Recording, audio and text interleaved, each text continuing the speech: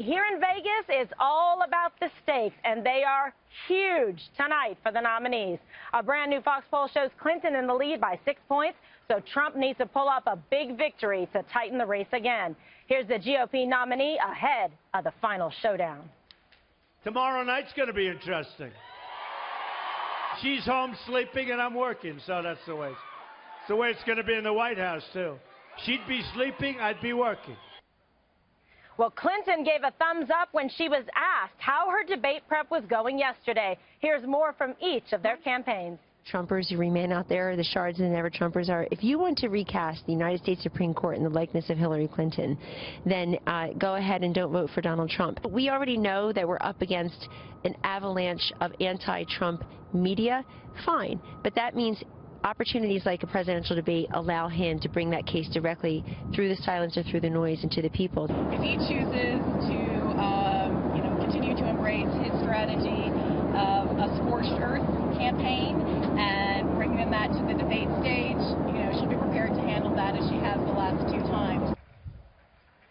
All right, well, yeah, that sounded good to you, Greg. Yeah. The stakes are huge tonight. Obviously, you saw the new Fox News poll, 6 points, Trump trailing Clinton. He's got to pull off something big tonight. What do you suggest, Greg, with your 15 pages of notes? Donald Trump is bringing Obama's half-brother, and Hillary is bringing half-truths. Oh. But I would say my advice to Donald is to level with America. He's already got his base.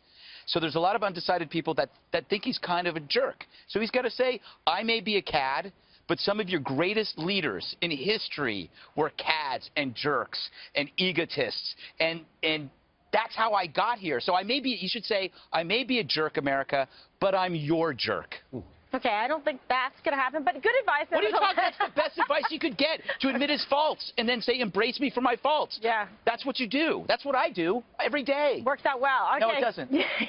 What do you think, Bowling? What should he lead with tonight to be able to try and tighten that gap? 6 points and still, depending on statistical margin of error, he's got a shot. It's within the margin of error, yeah.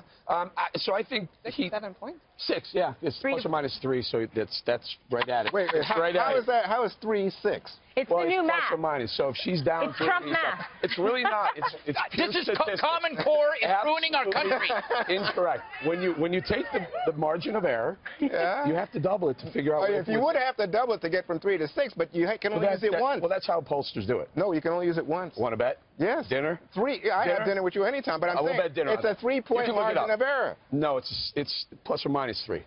So all right. One time. No. Moving along to the advice segment. That's what I think Donald Trump needs to do, is get back to that. There are probably millions of single-issue voters in the country, and that's the courts. The Supreme Court, I know everyone says, oh, I've heard that before, but also the judicial system. You might replace 50, 75 judges in the first couple of years of his term.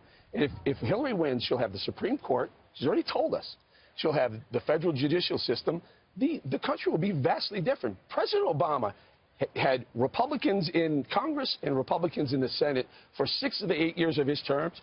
He got Obamacare through. He got regulation, massive increases of regulation, strangling business. And he got 5 million illegals signed in as Americans. And if you think Hillary Clinton's going to be any different, just look what she's telling you on the campaign trail. She's running as the next term of Obama. Okay. She's running to the left, in fact, of Obama.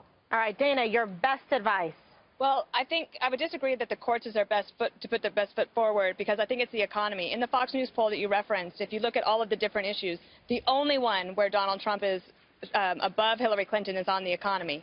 So I would stick with your strengths and you can hit the Supreme Court. But I think that if I were that campaign, I'd say just start with the economy and just keep bringing it back to that, and see if you can try to make up some of that lost ground. All right, now if you're Hillary Clinton, what's your advice for her? Well, I think that she's got to bring some energy, right? Donald Trump, I don't like it when he's out there saying, oh, she's sleeping, because obviously in the first 2 debates she hadn't been sleeping beforehand. She studies a ton. But she has to bring some energy. She can't make it look like she thinks that this is over. And one of the big risks for both of them is depressing their own voter turnout. If Democrats think that this is in the bag and they don't show up and they miss a couple of those big important states, that could be a real problem for her. I also think that she needs to close on some sort of a vision. Whoever wins would be a very weak president going in. Neither of them are going to have a mandate, and it's very unclear how they would actually be able to start off on the right foot in January. So I would try to end on that. And also, the last thing I would say is she has to be willing to punch back selectively. She's done that in the past 2 debates. It's worked for her. Donald Trump's very unpredictable. No one knows exactly what he's going to do. He could take the advice you gave him yesterday or the advice that you just gave him today, or he could just do his own thing. He's stuck to this idea that the system is rigged.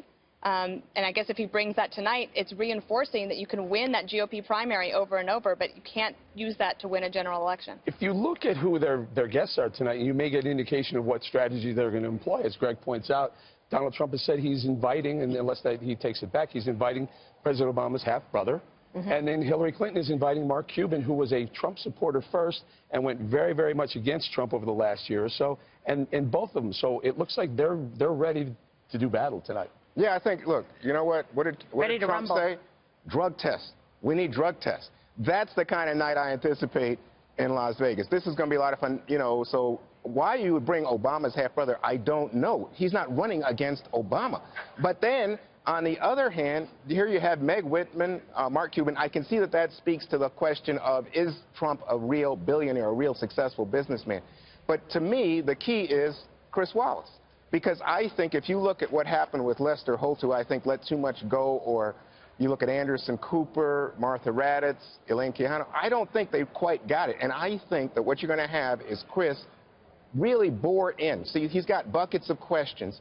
And so much didn't come up in those earlier debates. For example, you just heard a few minutes ago Dana talking about the economy. Have we really heard them talk about the economy, the deficit? What's your idea? How would you solve it? Stick to the issue. You can imagine Chris saying, answer the question. I asked you a question. That's going to be part of tonight's debate. And when they get to the end, the last bucket is, are you fit? Fitness to be president. That comes into temperament. I think that's going to open the door to lots of arguments. And what we hear right now around town is lots of talk about Hillary Clinton's health from Donald Trump. Oh, Hillary, you know, we heard him say she's sleeping. Maybe he's going to talk about Hillary's stumbles. Hillary's not capable. Hillary can't do it.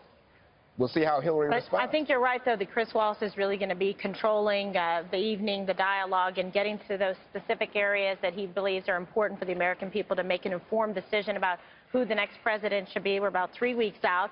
So obviously, you know, it's a very serious, important choice that people have to make that they feel, you know, comfortable with. And Dana, I think the thing is that we've been hearing like Trump so much on the defense. I think he really needs to go on the offense tonight, not necessarily attacking her, but he is going to bring Pat Smith, I guess, as a guest, the mother of Sean Smith, the analyst that was killed in Benghazi. What do you think about that? I think that it is a side story. It's not the main course. And they tried this in the last debate. They brought the Bill Clinton's accusers to the debate. They had the big press conference beforehand. Apparently, Steve Bannon, chairman of the Trump campaign, said this morning that President Obama's half-brother is just the beginning of the spectacles that you might see tonight. So maybe that's bluster. It doesn't take away from the fact that Donald Trump is stronger on the economy than Hillary Clinton. I would just focus on that if I were them. So I think it's a lot of Sin City stunts. I mean, they're worried about stunts on the Clinton side. I think they're thinking, boy, anything could happen. We don't know what's going to happen. Now, typically, third debates, by the way, do not shift the numbers appreciably. But the big event of this campaign, if you look backwards, was the first debate. Clinton, as people have pointed out, has been on a steady climb since that first debate. So we'll see if tonight can somehow reverse that energy. What you mean when she brought in something that wasn't even asked of her? Like when she turned the discussion to Elisa Machado, that wasn't even the question she was asked. Oh, yeah. She stuck But that in she there. baited Donald Trump and took the exactly. bait. To her credit, that was a brilliant move, but she definitely wasn't answering the question that she was asked. Well, that's a rare moment when I hear Eric Bolling say to Hillary Clinton's credit, you're exactly right, though. She is a good debater. Here's one of the things that came out of the Fox poll that I noticed. 61% of the people who were polled in Fox said Hillary Clinton has the temperament to be president. 61% also said Donald Trump doesn't have the temperament. Can he show tonight that he really is a presidential timber? We'll find out in Sin City. There's one other thing Donald could do. He should steal a page from President Obama in Hillary Clinton's playbook. Be a historical first. You had the first black president. You could have the first female president. The first game show host tycoon. He should say, be part of history. Vote for me. I'm the first really entertaining candidate.